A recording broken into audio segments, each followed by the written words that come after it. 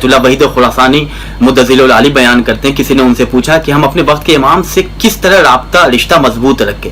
جب وہ سوال کیا گیا کہ آقا ہمیں یہ بتائیں اپنے وقت کے امام سے ہم کس طرح رشتے کو مضبوط کریں، کس طرح اپنی ایمانی طاقت کو ہم مضبوط کر سکیں. آیت اللہ وحید خراسانی بیان کرتے ہیں کہ روزانہ صبح اٹھتے ہی بستر پہ تم جیسے لیٹے ہو، آنکھیں جس طرح کھلتی ہیں، آج کل لوگ جیسے آنکھ کھلتی ہے بستر پہ ہی موبائل ہاتھ میں لیتے ہیں. آیت اللہ وحید خراسانی بیان کرتے ہیں جیسے ہی آنکھ کھلے سورہ توحید قل هو اللہ احد کی تلاوت 11 مرتبہ کرو اور اس کے بعد اپنے وقت کے امام کی خدمت میں اس کا ثواب ہدیہ کرو.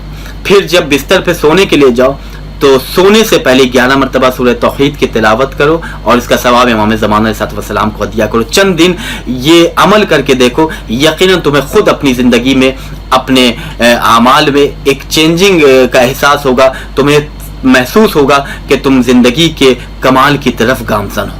عزیزان گرامی، ہم ہر وہ کام کرتے ہیں کہ جو ہمارا نفس کہتا ہے، ہم ہر وہ کام کرتے ہیں کہ جو ہماری خواہش ہوتی ہے. ہم وہ کام کیوں نہیں کرتے کہ جو ہمارے وقت کے امام نے کہا ہے؟ امام نے کہا کہ تمہارے لیے ضروری یہ ہے کہ تم ہر وہ کام کرو کہ جس سے تم ہماری محبت سے قریب ہو جاؤ، اس لیے کہ گنہگار ہماری محبت سے قریب نہیں ہو سکتا.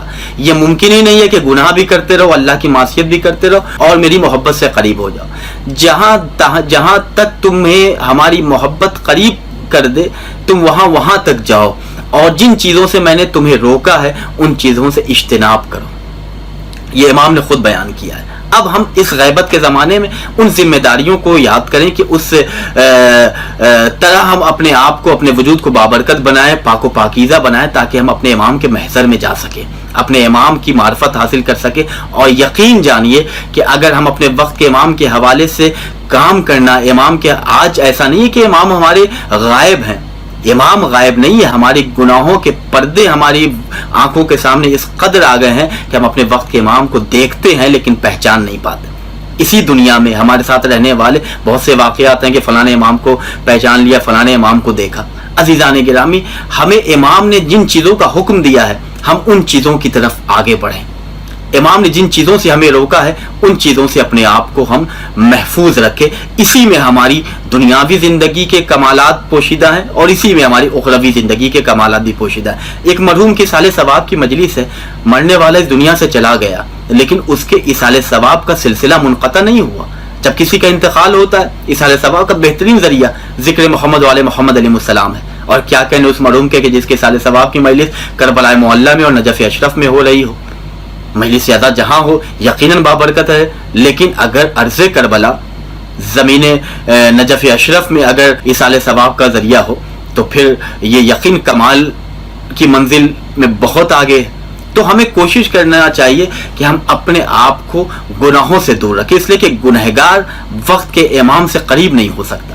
قرآن مجید کیا ہے؟ لِيُذْهِبَ عَنْكُمُ الرِّجْسَ أَهْلَ الْبَيْتِ وَيُطَهِّرَكُمْ تَطْهِيرًا. اللہ نے خود اعلان کیا ہے کہ اہل بیت سے قریب کبھی بھی نجاست نہیں ہو سکتی. تو اگر ہم اہل بیت سے قریب ہونا چاہتے ہیں، اپنے وقت کے امام سے قریب ہونا چاہتے ہیں، تو ہمیں وقت کے امام کے احکام، ان کے حکم کی تعمیل کرنی ہوگی. ہم فیصلہ کریں کہ جو امام ہر وقت ہمارا نگراں ہے، جو امام ہر مصیبت سے ہمیں بچاتا ہے. خود امام کی حدیث ہے، میرے چاہنے والوں تم کسی مصیبت میں مبتلا ہوتے ہو تو اس درد کو میں محسوس کرتا ہوں. جب تم کسی پریشانی مبتلا ہوتے ہو تو میں اس اذیت کو محسوس کرتا ہوں کہ جن اذیتوں میں تم اس وقت ہو. عزیزان گرامی، یہ امام کا اپنے چاہنے والوں کے نام پیغام ہے. ہمیں بیدار ہونے کی ضرورت ہے. ساری دنیا کے لوگ اپنے اپنے اعتبار سے اپنے اپنے مذہب و ملت کا پرچار کر رہے ہیں، لیکن آج ہمارا امام اتنا غریب ہے، آج ہمارا امام اتنا تنہا ہے کہ امام کے حوالے سے خود امام کے چاہنے والے فقط 15 شعبان کے لیے ہمارا امام نہیں ہے، بلکہ ہماری زندگی کا کمال یہ ہونا چاہیے، سلیبس یہ ہونا چاہیے، روٹین ہماری زندگی کا یہ ہونا چاہیے کہ روزانہ ہر شیعہ، ہر چاہنے والا، خاص طور سے میں اپنے نوجوان بھائیوں سے اور بہنوں سے گزارش کر رہا ہوں کہ روزانہ کوئی نہ کوئی کام مخصوص کریں کہ جو امام زمانہ علیہ السلام کے لیے ہو. اس لیے کہ اگر ہم روزانہ اپنی زندگی کے حصوں میں سے ایک حصہ اپنے وقت کے امام کے لیے نکال دیں تو مصیبتوں میں بھی ہم خوشی کے ساتھ زندگی گزاریں گے. کیا ہمارے سامنے حضرت ابوذر کی زندگی نہیں ہے؟ کیا ہمارے سامنے حضرت میثم تمار کی زندگی نہیں ہے؟ کیا ہمارے سامنے حضرت سلمان کی زندگی نہیں ہے؟ کیا ہمارے سامنے ان شہداء کی زندگی نہیں ہے کہ جنہوں نے فاقے تو کیے لیکن چونکہ ولایت اہل بیت علیہ السلام کی محبت سے سرشار تھے، میثم تمار کی زبان کٹ گئی لیکن علی کا وہ وظیفہ کبھی سے منقطع نہیں ہوا۔ تو عزیزان گرامی، ہم اہل بیت علیہ السلام کی معرفت اس حوالے سے، اس طریقے سے حاصل کریں کہ جیسا اہل بیت نے ہمیں حکم دیا ہے۔ غیبت کا زمانہ ہے، ہم میں اور آپ میں کس کی خواہش نہیں ہے کہ ہم اپنے وقت کے امام کے ساتھ نیکی کریں، ہم اپنے وقت کے امام کے ساتھ ایک اچھے افعال کے ساتھ امام کی خدمت میں پیش ہو، ایک اچھے اعمال کے ساتھ امام کی خدمت میں پیش ہو۔ ہم میں سے کس کی خواہش نہیں ہے کہ ہم اپنے وقت کے امام کو ہدیہ دیں، اپنے وقت کے امام کو تحفہ پیش کریں؟ ہم میں کس کی خواہش نہیں ہے کہ اپنے وقت کے امام کی زیارت کریں؟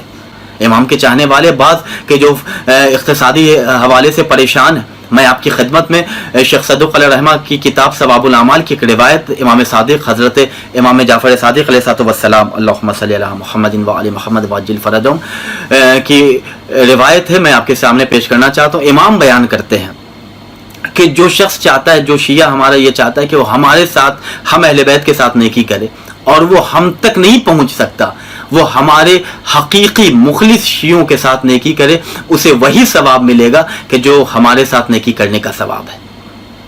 جو شخص ہماری زیارت کا مشتاق ہے، وہ ہمارے نیک اور مخلص شیعوں کی زیارت کرے، اسے وہی ثواب ملے گا کہ جو ہماری زیارت کا ثواب ہے۔ اللہ اکبر۔ عزیزان گرامی، خود روایت کے جملے ہیں کہ صاحب مکیال المکارم نے اپنی کتاب میں اس روایت کو نقل کیا ہے کہ امام سے پوچھا گیا کہ مولا، آپ کے شیعوں کے ساتھ نیکی کرنے کا ثواب کیا ہے؟ امام زمان علیہ السلام کی غیبت کے دور میں ان کے چاہنے والوں کے ساتھ نیکی کرنے کا ثواب کیا ہے؟ پانچویں امام اور چھٹے امام سے یہ روایت تو امام نے بیان کیا کہ اس سے بدر اور احد کے 1000 شہیدوں کے برابر اجر ملے گا۔ عزیزان گرامی، ہم اپنے آپ سے سوال کریں کہ اتنا بہترین آفر اللہ نے اہل بیت علیہ السلام کی ولایت کے صدقے میں ہمیں عطا کیا ہے، ہم کیوں ان آفرز کو فراموش کر رہے ہیں؟ ہم گھر بیٹھے بیٹھے ثواب حاصل کر سکتے ہیں۔ ہم گھر بیٹھے بیٹھے اگر کسی امام کے چاہنے والوں کو امام کی کوئی حدیث سنا سکے تو ہمیں سنانا چاہیے۔ امام کی آج دجال دجال دجال، اتنا دجال کا نام لیا گیا کہ پوری دنیا میں دجال کا نام مشہور و معروف ہو گیا۔ ہم نے کیوں نہیں اپنے وقت کے امام لبیک یا مہدی، لبیک یا مہدی، لبیک یا مہدی، یا صاحب العصر والزمان، یا صاحب العصر والزمان کے نعرے لگانا شروع کیوں نہیں کرتے کہ پوری دنیا تک آواز جائے کہ ہاں کوئی ہے کہ جس کا یہ انتظار کر رہے ہیں؟ کب ہم اپنے آپ کو بیدار کریں گے؟ کب ہم اپنے آپ کو جگائیں گے؟ وہ تو ہمارا انتظار کر رہا ہے۔ خود وہ کہہ رہے ہیں کہ میرے چاہنے والوں، تم نے مجھے فراموش کر دیا ہے۔ مسجد جمکران کا واقعہ ہے، ایک مولا کا چاہنے والا اپنی زوجہ کے ساتھ شب جمعہ میں مسجد جمکران میں اعمال انجام دے رہے تھے۔ جب وہ اعمال سے فارغ ہو گئے، وہ بیٹھے ہوئے تو انہوں نے کیا دیکھا کہ مسجد جمکران کے دروازے سے کوئی مسافر ہے جو مسجد کے اندر داخل ہوا۔ یہ دیکھ رہے ہیں کہ بڑا جلیل القدر ہے، اس کے چہرے میں وہ نور اور روشنی ہے کہ یہ متاثر ہو رہے ہیں، اور یہ دیکھ رہے ہیں کہ بڑا تھکا ہوا ہے، اس لیے کہ دھوپ کی شدت کی وجہ سے یہ مسافر جو ہے اس وقت ایسا لگ رہا ہے کہ دن میں اس نے بہت زیادہ سفر کیا ہے، لہذا رات کے اس پہر میں بھی اس کے چہرے پہ تھکاوٹ کے آثار نمایاں ہیں۔ تو وہ خود بیان کرتے کہ میں نے محسوس کیا اور اپنے آپ سے سوال کیا کہ یہ مولا کا کوئی چاہنے والا آیا ہے، کیوں نہیں اسے میں پانی پلاؤں؟ یہ کہتے ہیں کہ میں اٹھا اور اٹھنے کے بعد میں پانی لے کر اس آنے والے مسافر کی خدمت میں گیا۔ اس کے اندر وہ نور تھا کہ میں اس کی طرف کھینچا چلا جا رہا تھا۔ جب میں قریب گیا تو کیا دیکھا کہ سر پہ سبزہ ماما ہے، خوبصورت نورانی چہرہ ہے۔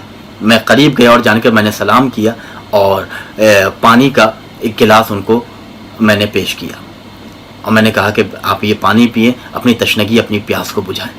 جب انہوں نے پیاس بجھا لی، جب پانی انہوں نے پی لیا، تو میں نے فوراً ان سے کہا کہ آپ چونکہ مولا کے چاہنے والے ہیں اور آپ کے وجود سے یہ آثار نمایاں ہے کہ آپ بہت مخلص ہیں، آپ ہمارے وقت کے امام کے ظہور کے لیے دعا کر دیں، شب جمعہ ہے، مسجد جمکران ہے۔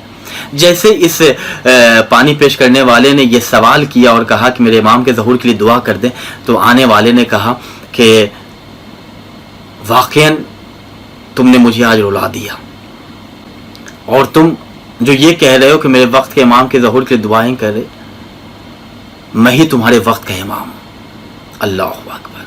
اس کے بعد امام کہتے ہیں کہ مجھے بڑا افسوس ہوتا ہے کہ میرے چاہنے والے، میرے جو شیعہ ہیں جو میرے اس وقت میرا نام لینے والے ہیں، ان کی زندگی میں، ان کی نظر میں اس پانی کی جو قدر و قیمت ہے، اس سے زیادہ بھی ان کی نظر میں میری کوئی حیثیت نہیں ہے۔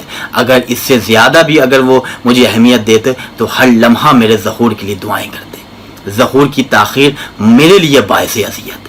اللہ اکبر۔ عزیزان گرامی، امام اپنے چاہنے والوں سے شکوے اور شکایت کر رہے ہیں کہ میرے چاہنے والوں، تم نے مجھے فراموش کر دیا، مصیبت میں مبتلا ہوتے ہو، میں تمہاری پریشانیوں کو دور کرتا ہوں۔ آج غیبت کا زمانہ ہے، ہر طرف پریشانیاں ہیں، ہر طرف مصیبتیں ہیں، ہم اپنے وقت کے امام کو مدد کے لیے پکارتے ہیں۔ عزیزان گرامی، دل کی گہرائی سے اپنے وقت کے امام کو پکاریں، مصلی پہ جائیں۔ مفات الجنان میں بہت سی نمازیں ہیں جو امام سے مخصوص ہیں، ان نمازوں کو ہم پڑھیں اور امام کو توسل، امام کی خدمت میں توسل کریں، امام سے توسل کریں اور امام کو مدد کے لیے پکاریں۔ یقیناً امام کی مدد ہمیں حاصل ہوگی۔ میں ایک عمل آپ کی خدمت میں پیش کر رہا ہوں جو وقت کے امام سے توسل کا بہترین طریقہ ہے۔ آغا علی اکبر حمدانی اپنی کتاب امام مہدی سے مانوی رشتہ کیسے مضبوط کیا جائے، اس میں انہوں نے ایک توسل کا طریقہ بیان کیا کہ جب کوئی بہت اہم اور مشکل امر ہو اور تمہیں کوئی راستہ نظر نہیں آتا ہو، ہر طرح کی امید سے تم اپنے آپ کو مایوس کر چکے ہو، اب کوئی تمہارا سہارا نہیں ہے، تو تم اپنے بقیت اللہ کو آواز دو، تم اس امام کو پکارو کہ جس کی شفقتیں مسلسل تمہارے ساتھ ہیں۔ وہ توسل کا طریقہ بیان کرتے ہیں کہ جب کوئی بہت اہم کام ہو اور جب تمہیں کوئی راستہ نظر نہ آئے تو تم صحرا کی طرف چلے جاؤ جہاں کوئی تمہیں دکھائی نہ دے، جہاں تمہیں کوئی دیکھ نہ سکے۔ اگر ممکن ہو تو غسل کر لو یا وضو کرو، اس کے بعد صحرا میں جاؤ، کسی میدان میں جاؤ جہاں کوئی تمہیں دیکھ نہ سکے، اس کے بعد اپنی آستین کو چڑھاؤ، اپنے گریبان کو چاک کرو اور ممکن ہو تو اپنے سر میں خاک کو ڈالو، اور خاک کو ڈالنے کے بعد وا ویلا ہو وا غوثا ہو کی آواز بلند کرو، روتے ہوئے امام کو مدد کے لیے پکارو، اور اس کے بعد دعائے فرج کی تلاوت کرو، الہی عصم البلا کی تلاوت کرو۔ اس مکمل دعا کو پڑھنے کے بعد امام کی خدمت میں سلام عرض کرو، اپنے گناہوں کا اعتراف کرو اور امام سے معافی مانگو کہ امام میں آپ کی بارگاہ میں شرمندہ ہوں، مولا جیسا آپ چاہتے ہیں میں ویسا بن نہ سکا، لیکن مولا ان تمام معصیتوں کے باوجود مولا ہم آپ کی خدمت میں حاضر ہوئے ہیں، مولا میری مشکل یہ ہے، میں ان مشکلات میں گھرا ہوا ہوں، مولا آپ کو آپ کی جدہ، آپ کی دادی کی ٹوٹی ہوئی پسلیوں کا واسطہ مجھے اس مشکل سے آپ نجات دیں۔ آغا علی اکبر حمدانی بیان کرتے ہیں کہ یہ مجرب عمل ہے، علماء عرفان نے ان اعمال کو انجام دیے ہیں، اور اس عمل کو انجام دینے کے بعد یقیناً اس شخص کو کہ جس نے اس طریقے سے امام کی خدمت میں توسل کیا ہے، امام سے رابطہ کیا، امام کی مدد اسے حاصل۔ عزیزان گرامی، ہم اپنے آپ کو امام کی خدمت میں تو لے کر جائیں، اپنے آپ کو امام کے محضر میں تو لے کر جائیں۔ روز جمعہ ہے، امام کی خدمت میں ہم زیارت علی یاسین پڑھ کے امام کو سلام کریں، دعائے ندبہ کے ذریعے ہم اپنے وقت کے امام کی خدمت میں جائیں، ہم اپنی زندگی کو بابرکت بنائیں امام کے ذکر سے۔ سوشل میڈیا ہم استعمال کرتے ہیں، سوشل میڈیا میں ادھر کی باتیں ادھر، ان کی غیبت ادھر کی جاتی ہے، ان کی برائی ادھر کی جاتی ہے۔ عزیزان گرامی، سوشل میڈیا ہے، امام کے اقوال سے سوشل میڈیا کو بھر دیا جائے، امام کی معرفت سے سوشل میڈیا کو بھر دیا جائے، روزانہ ایک حدیث کم سے کم ہم امام کے حوالے سے پوسٹ کریں۔ امام مہدی علیہ الصلوۃ والسلام یہ ارشاد فرماتے ہیں، رسول خدا نے امام کے متعلق یہ حدیث ارشاد فرمائی، امام کے غیبت کے زمانے میں یہ حالتیں ہوں گی۔ جب ان چیزوں کو ہم سوشل میڈیا پہ پیش کریں گے تو دنیا دیکھے گی، اچھا آج کے حالات آپ کے اماموں نے صدیوں پہلے بیان کر دیے۔ خود امام بیان کرتے ہیں کہ تم لوگوں کے درمیان مجھے محبوب بناؤ، لوگوں کے درمیان میری محبت کو پیدا کرو، لوگوں کے دلوں میں میری محبت کو پیدا کرو، جب یہ عمل تم انجام دو گے تو میرے محبوب نظر ہو جاؤ گے۔ خود امام زمان علیہ الصلوۃ والسلام بیان کرتے ہیں۔ آج ہم امام کی طرف سے یقیناً ایک امپلائی کی حیثیت رکھتے ہیں، ہم فری نہیں ہیں، فارغ نہیں ہیں، ہم اپنی زندگی میں امام زمان علیہ الصلوۃ والسلام سے ایک امپلائی کی حیثیت رکھتے ہیں۔ ہر شیعہ، ہر امام کا چاہنے والا امام کی طرف سے امپلائی ہے، وہ اپنے جاب پہ ہے اور کوشش کرے کہ اپنی نوکری کو انصاف کے ساتھ انجام دے۔ اگر ہم نے اپنی نوکری کو انصاف کے ساتھ انجام نہیں دیا تو امام زمان علیہ الصلوۃ والسلام کو ہم کیا جواب دیں گے؟